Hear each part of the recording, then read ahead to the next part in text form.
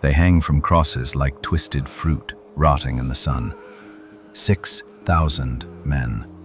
Their arms nailed wide, feet bound or broken, mouths silent not by choice but by exhaustion, dehydration, and death. Strung along the Via Appia, the Roman Empire's prideful artery, stretching from Capua to the gates of Rome, they do not form a line. They form a lesson, a sentence, a promise. One rebel, one cross, over and over again, until mercy bleeds from the stones themselves. This is not punishment. It is theater. Power performed in wood and flesh. A final message carved into the body of an empire. Challenge Rome, and this will be your legacy. But who were the men who forced Rome to such a spectacle? How did a broken slave lead an army so dangerous that even the Republic trembled? And why, in the end, did the road to Rome become a crucifixion field? This is the story of Spartacus and the price of defiance. Rome does not raise monuments to its enemies. It buries them. Yet in 73 BCE, a man like no other claws his way out of Roman silence. A Thracian, captured in war, sold into slavery, chained to blood sport. Spartacus. In the blinding sand and iron scent of the gladiator school in Capua, he learns the rules of Rome's most brutal stage. Kill well or be replaced. Around him, men bleed for sport, cheered by senators. Bones crack in rhythm to applause. But Spartacus watches, learns. He bleeds not for glory, but to remember pain. No arena can contain what he becomes. In the belly of the empire, forged by lashes and combat drills, he begins to dream, not of escape, but of eruption. And when the gatekeeper underestimates him just once, when bad wine loosens a guard's grip on a kitchen knife, Spartacus strikes. Not alone. 70 men seize cleavers, spits, table legs. The tools of servants become weapons of war. They storm the armory. Slaves break chains. Rome's prey becomes predator. The fire has caught. They flee to Vesuvius, not for safety, but for height. A volcano becomes their fortress. From its blackened slopes they see the fat veins of Roman power, roads, villas, supply lines, and begin to cut. News of the uprising slivers into Roman ears like smoke under doors. The Senate laughs at first. A clutch of runaway slaves? Let the local militia crush them. They send Praetor Claudius Glaber, and he circles the mountain, traps the rebels above. One way down, no escape. It is perfect Roman containment. Except Spartacus does not descend. He vanishes. By ropes, woven from vines and courage, his men rappel down the unseen side at night, flank the besiegers from behind, and slaughter them in their sleep. Panic stirs. A slave commander thinks like a general. Then worse, he wins like one. Rome is not facing dogs on the run. It is facing wolves, learning to hunt. Winter should have broken them. Ex-gladiators and field slaves, barefoot and half-starved, shivering in the Apennines. But hunger sharpens, cold hardens. They steal fire from Roman camps by night, dismantle cavalry with peasant traps by day.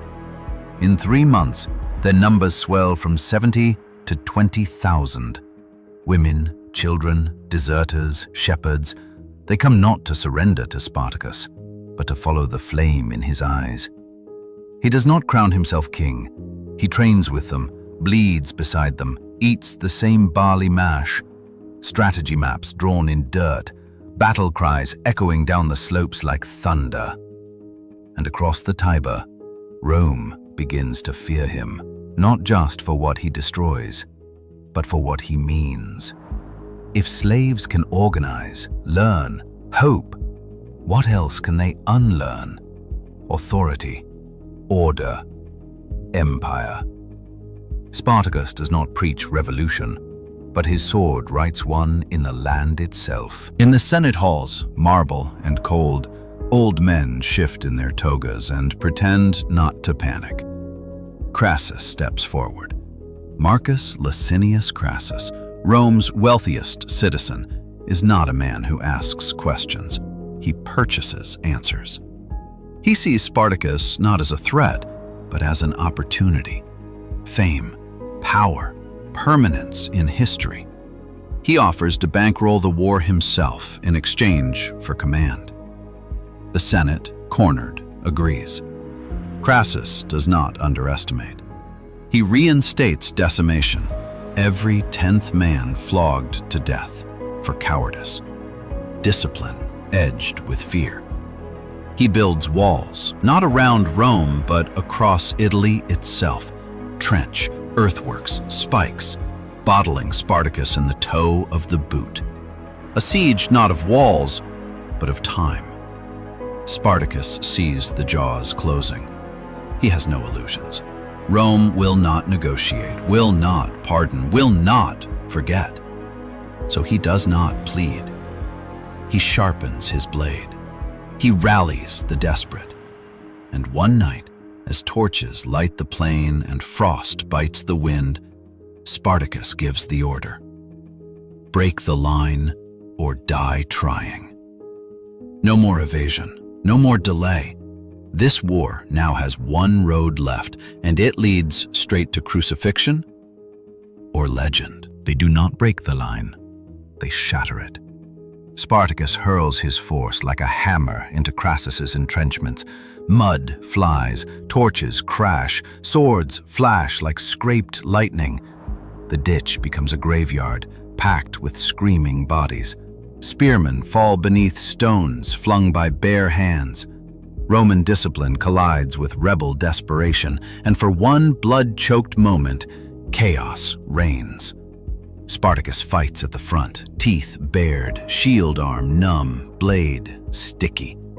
He does not shout orders. He leads by momentum, carving a path from fury and memory. For every rebel slain, 2 more charge forward, shrieking vengeance.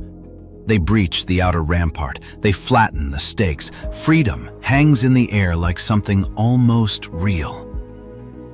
Then Crassus descends. His reserves erupt from concealment like an axe from behind. Cohorts wheel in brutal unison, pinching the rebels in a shifting vice. The night turns into a grinder. Spartacus, surrounded, bloodied, roars one last cry and lunges, not for escape, but for Crassus himself. He never reaches him, but for a heartbeat, the richest man in Rome flinches, and in that heartbeat, an idea nearly becomes immortal. Dawn comes slow and cruel. Scattered rebel bands wander the fogged fields, caked in blood and ash, dazed, leaderless. Spartacus's body is never found, but his absence speaks louder than any corpse. Thousands are taken captive. Rome does not hold trials, it makes examples. Crassus orders the surviving rebels, 6,000 in number, crucified along the Appian Way, every 40 meters across. From Capua to Rome, 120 miles of agony. The sun bakes their skin, birds pluck their eyes, travelers avert their gaze or stare, trembling. It takes days to complete, a week before the last man dies. The road becomes a wound, a chorus of death sung in gurgled breaths and strained silence. This is the Roman peace. Not silence through harmony, but silence through horror. Soldiers patrol the line, ensuring mothers do not dare remove sons, that pity remains a crime. The message seeps not just into the eyes of those who pass, but into the dirt beneath the crosses. For slaves yet unborn, for empires yet to rise. A rebellion ends, but the memory won't. But memory is restless. It burrows beneath marble monuments, whispers through ruins, ferments in the blood of later revolts. The crosses rot, the bodies crumble, but the silence they enforced cannot hold forever. Centuries pass, yet the Appian Way still remembers.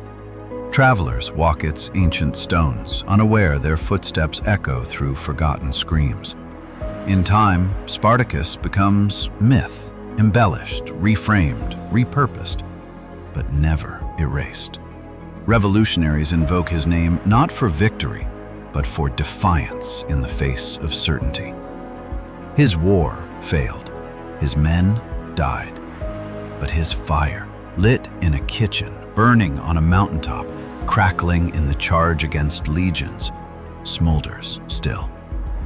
Empires fall, chains shift shapes, but somewhere, always, someone remembers the Thracian who refused to kneel and dared to face the world's greatest power with bones, anger, and the will to be free. Not all roads lead to Rome. Some burn beneath it. The empire learned, so did tyranny. For centuries, rulers dissect the revolt like a failed surgery, wounds cauterized, weaknesses fortified. Gladiator schools become more guarded, slaves more surveilled. But every map hides teeth beneath its borders, and every master trains the hand that might one day strangle him. Crassus earns command, but not love. He fades behind Caesar's shadow, yet the road he stained with blood endures longer than either. And at its far end, the final echo is not a Roman triumph, but a question, unanswered, eternal. What happens when those least given power refuse to play their part anymore? History says Spartacus was crushed, but history is a story written by victors terrified of what nearly was. Listen close, and you can still hear it. The creak of leather straps, the rasp of breath through broken teeth, and the faint drumbeat of 6,000 hearts that would not yield. One heartbeat, one step, one cry for freedom, resounding forever down the death road of Rome. Beneath the moonlight, the Appian Way lies quiet now, emptied of the screams, but not the shadow. Grass has crept between stones. The wind no longer carries the scent of rot, yet something lingers. Not ghosts, but choices. Not martyrs, but moments. The world moved on, as it always does, whitewashing bones and renaming pain. Yet deep in the cracks of history, deeper still in the marrow of rebellion, the memory breathes. Spartacus's path is not just a story of loss, it is the blueprint of dissent. From Haitian revolutionaries to Warsaw ghetto fighters to nameless uprisings in the corners of forgotten continents, echoes of his defiance flare like sparks refusing to die. The Roman crosses may have silenced 6,000 voices, but they also lit a torch that empire could not smother. That is the final irony. The Appian Way was built to unite Rome. Now it stands as the place where unity through terror met its most enduring challenger. And if you kneel now, pressing your palm to the ancient stones, perhaps you'll feel it. Not just the weight of death, but the pulse of something unkillable, still marching. Because some lessons refuse to stay buried. Spartacus did not live to see his rebellion vindicated, nor did his followers know fame or forgiveness. But their defiance was not erased. It was recorded in scars, sung in shackled songs, carried in the hushed ambitions of the poor and powerless. Rome crucified 6,000 bodies, but it could not crucify the idea. The real legacy of Spartacus lies not in monuments or manuscripts, but in that quiet, stubborn moment when someone decides they have suffered enough and chooses to rise. When the lash falls and a hand rises to stop it. When the cage door tightens and someone still dares to kick it open, knowing the price. That seed, buried along the Appian Way, sprouts in every century where the oppressed ask, what if we didn't kneel? 6,000 crosses later, the fear still flickers in every tyrant's eye. Not just that people will resist, but that one day they might resist together. The Appian Way of Death stands not merely as a graveyard, but a mirror. It reflects the cost of control, the fragility of order, and the undying bravery of those who dared to breach it. Today, tourists pose for photographs along that same stone path, blind to the cries swallowed by time. Yet history does not forget. The crucified may no longer hang, but their warning does. It speaks to every generation teetering between obedience and outrage. If you listen with more than ears, if you remember with more than facts, you'll know. Somewhere between Capua and Rome, 6,000 voices still whisper the same question. One neither empire nor tyrant has ever answered completely.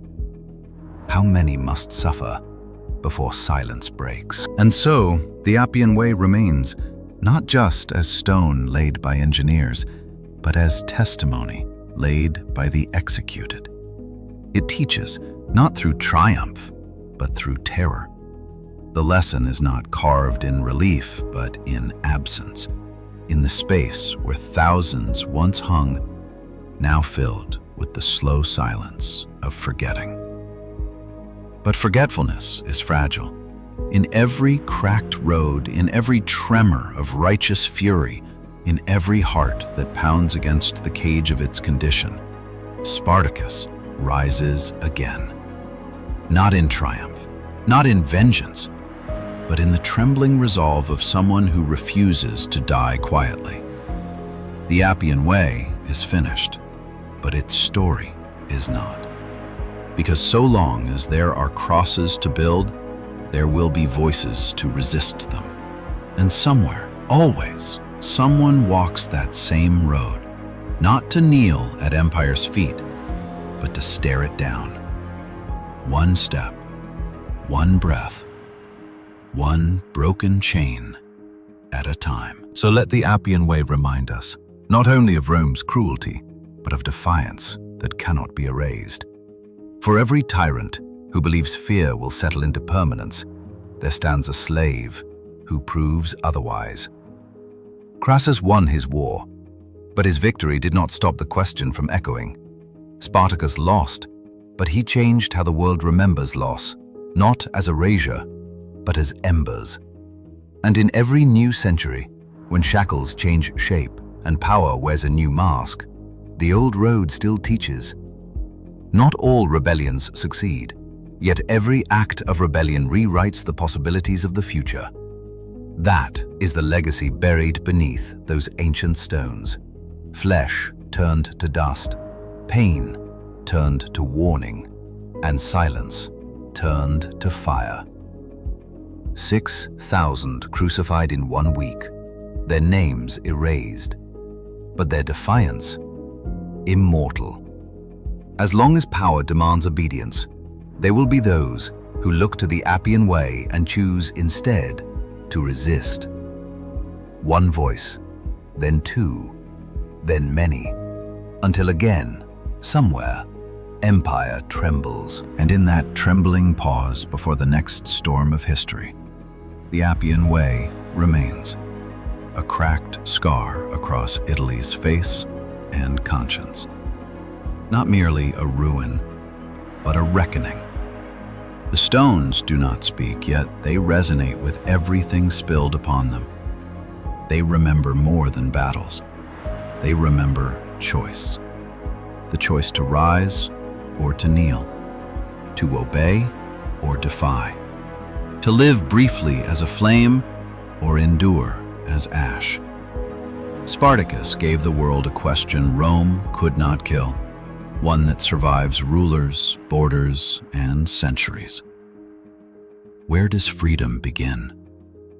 Not in laws, not in crowns, not in victory, but in refusal, in a single moment of no. Beneath quiet skies and beneath soft footsteps of tourists, that refusal still sleeps in stone, waiting. The Appian Way of death does not end in silence. It waits in it. And when you stand there, alone, feel the weight of it in your chest. Not dread, not defeat, but the memory of men who died not to be remembered, but to warn us. So when you next hear empire speak in certainty, remember the murmurs between the crosses. Remember the road where fear died and fire woke.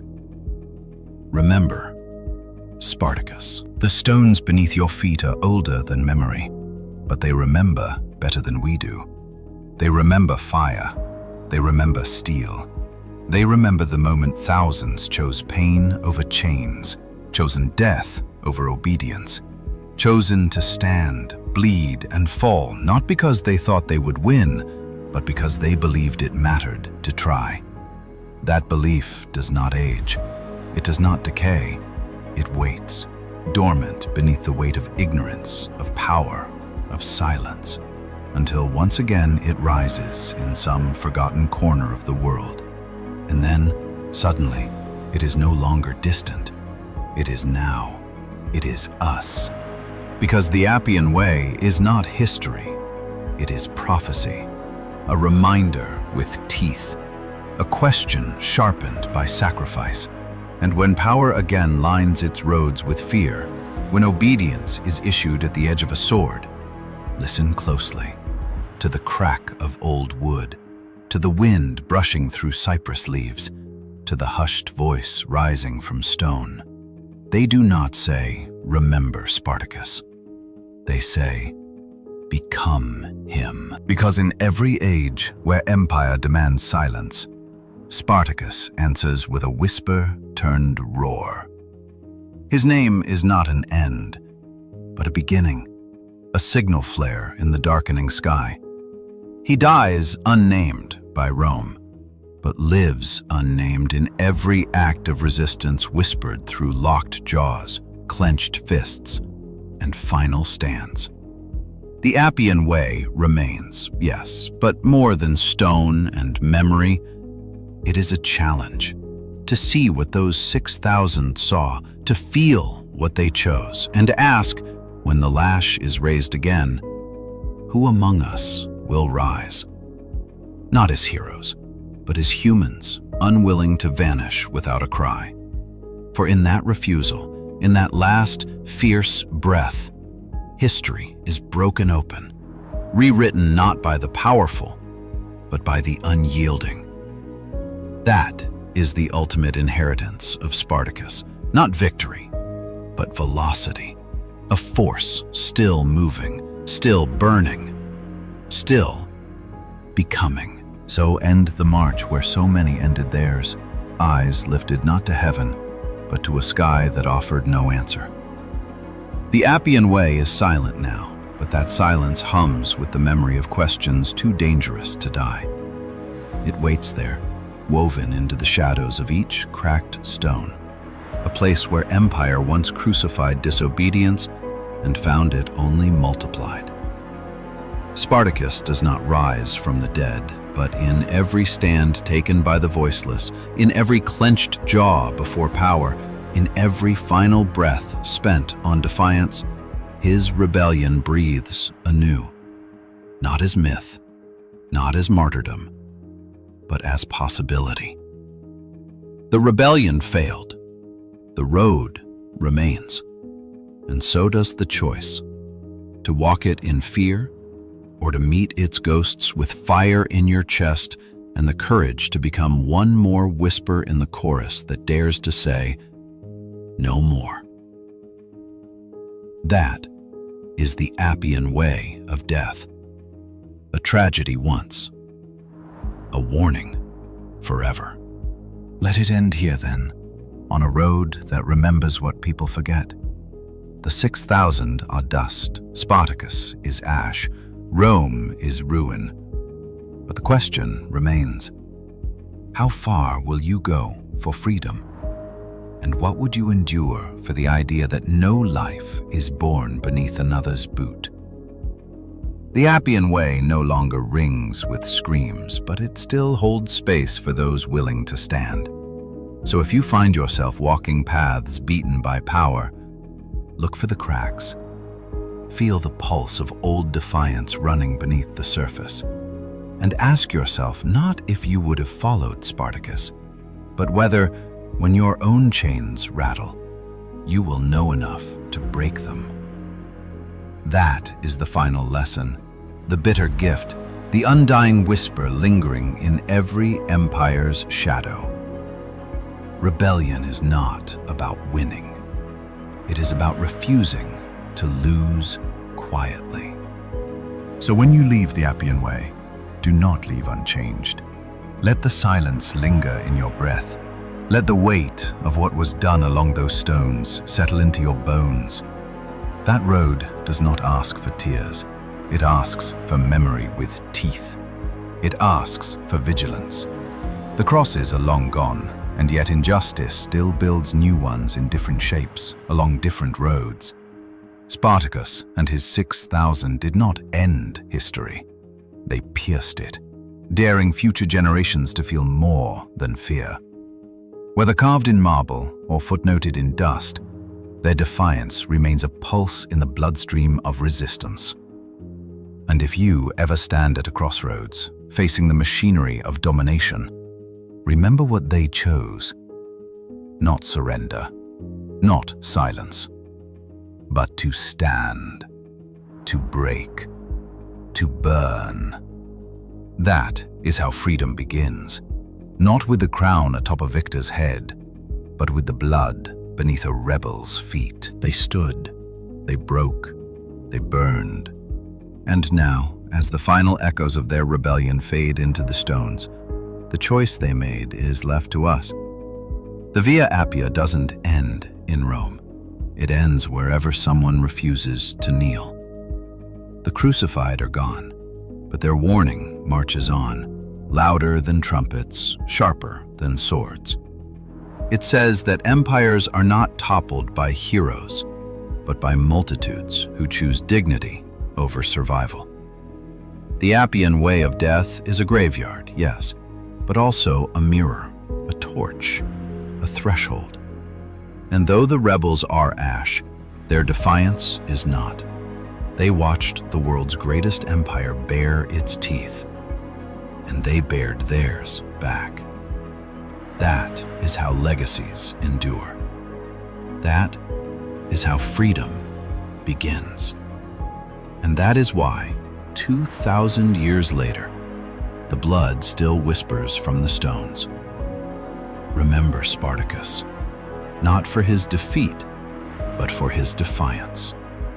And then, become your own. Because if history is a fire, it is lit by those who refuse to go silently into the night. Spartacus lit that fire not with victory, but with refusal, raw, relentless, irreversible. His death was meant to end something. Instead, it began a chain reaction no empire could fully smother. And now, centuries later, with the Appian Way worn down by time and tread, its stones still carry the imprint of rebellion stamped into them by thousands of crushed heels. We do not walk that road to mourn. We walk it to remember that somewhere in the ash of shattered chains lies the blueprint for every uprising, every breath of freedom, every whispered no that becomes a roar. The story ends here, but the movement does not. Because while Spartacus is no longer among us, his choice is, and it waits quietly in each of us, asking the same unkillable question. When the time comes, will you kneel or rise? The road is quiet now, but not empty. In its silence lies weight, invisible, undeniable. Spartacus is gone, the crosses have crumbled, Rome itself collapsed into memory. Yet as long as there are those who suffer beneath systems built on domination, the ghost of that flame on Vesuvius flickers on. Not in myth, but in movement. Not in revenge, but in the resolve to face the impossible and still say no. Let that be the final truth carved into the Appian stones. Not that power endures, but that resistance does. 6,000 fell, yet one rebellion echoes still. And in that echo, as dust stirs where once blood pooled, history asks no longer what Spartacus did, but what we will do next. This is the last breath of the story, but it refuses silence. Along the bones of empire, where obedience once nailed freedom to wood, the wind still carries a name Rome tried to erase. Spartacus. 6,000 voices once cried out in agony, and now, through time, they cry again, not in pain, but in warning. You cannot kill an idea by crucifying its believers. You cannot bury defiance without planting seeds. And so, the Appian Way endures, not as a path of defeat, but as a crucible of courage. Walk it not as tourist, but as witness. Hear the whisper beneath your feet, not as echo, but invitation. The crosses are gone, the war is over, but the fire, yes, the fire, still burns.